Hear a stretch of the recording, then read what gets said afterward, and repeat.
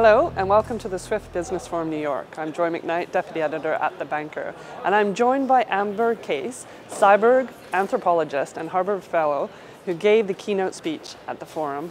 Amber, thanks so much for joining us today. Thanks. So I have to ask, what is a cyber anthropologist? Sure, a cyborg anthropologist is somebody who studies humans and technology and how technology affects culture.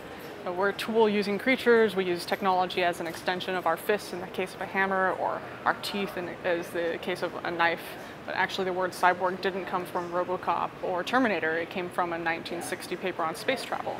The idea that we could add things to ourselves in order to adapt to new environments.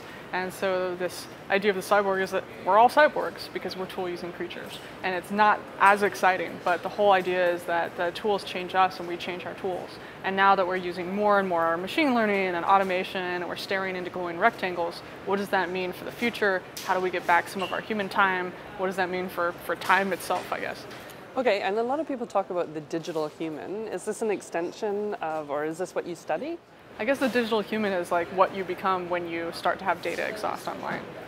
If you're interacting with digital tools and you're doing that for a living, you have become a digital human. So how do you make sure that you have tools that work with you instead of against you, and make sure that those are actually tools? I think the original promise of technology was to give us more time instead of less, and yet we have lots and lots of time on tech, and we're not really sitting in harmony with a lot of our technology. So there's an opportunity to make those devices fit into our lives better, and that's where the idea of calm technology comes in. That the idea of calm technology is that our devices should take the least amount of attention, and so we should focus on being smarter, not our machines being smarter, so that the technology can do what it does best, which is deliver some interesting trends that we can then use our imaginations to amplify and make decisions based on. So it's not trying to do our job, we're working alongside technology. It's not technology versus humans, it's humans and technology together. But you created sort of this term, the sort of non-intrusive design with calm technology. What does that mean, and how could you really apply it to banking, let's say? Sure, so calm technology came from Xerox PARC, a research institute. Mark Weiser and John Seely Brown were realizing that in the future technology would be cheap and attention would be expensive. So how devices worked with our attention would make or break them. So how this can be applied to banking is pretty simple.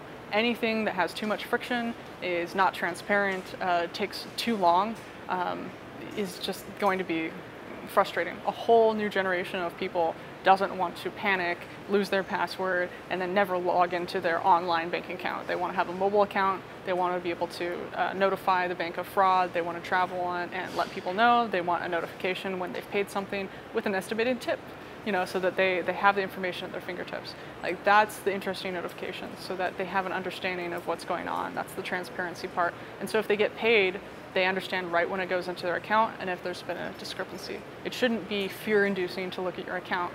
It should be a friendly, interesting interface. I think a lot of people think of banking as really boring, but applications like Simple, Robinhood, Acorns, they've made investing interesting, they've made online banking interesting. There's upcomers in the UK, there's upcomers in Berlin that allow you to freeze your credit card or order a new one right from the app. That's interesting stuff.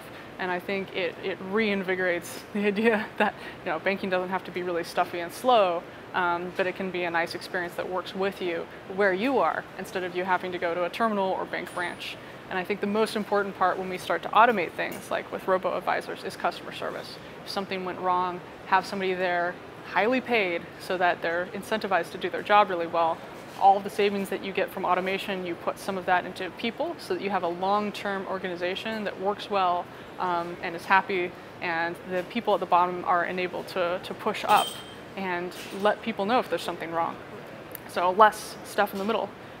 It's hard to do, but the companies that are doing that, they end up being acquisition targets. Having a global standard that people can actually get the data out of all these different banks and show it to people, security, these sorts of things are, they're coming up, people are caring about them now, this is great. I think there's a good future for it, provided we really focus on design and user experience and customer service. Well, my last question is really around that sort of fear factor. So a lot of people worry sort of that the pace of change of technology and how that's impacting them. How best can they cope with that? Sure. I think the idea of technology outstripping them, I think there's a lot of technology out there that's really intimidating because it hasn't been designed well yet. A good technology just becomes a part of your life, right? So if you think of some of the technology that you use right now that's non-intimidating, it's because the design is very good. So I think really a lot of people blame themselves for not being good at technology. But up until fairly recently, a lot of our internet digital technology hasn't been good at humans. Whereas like a hammer is good with our hand because it's been evolving for a long time. You know, a knife is good with our hand. A keyboard isn't great, but we are used to it. So it takes some time to get used to. And again, if there's some great design that changes things, then it's normal. Like people are like, oh, my kid is really smart. They know how to use an iPad. It's like, no, the iPad has been designed well enough that your child can use the iPad. That doesn't necessarily mean it's a good piece of technology, it just means it's well designed. So how can we take those user experience insights and apply them to banking so that it's easy for everybody? So thanks so much, Amber. Yeah, thanks.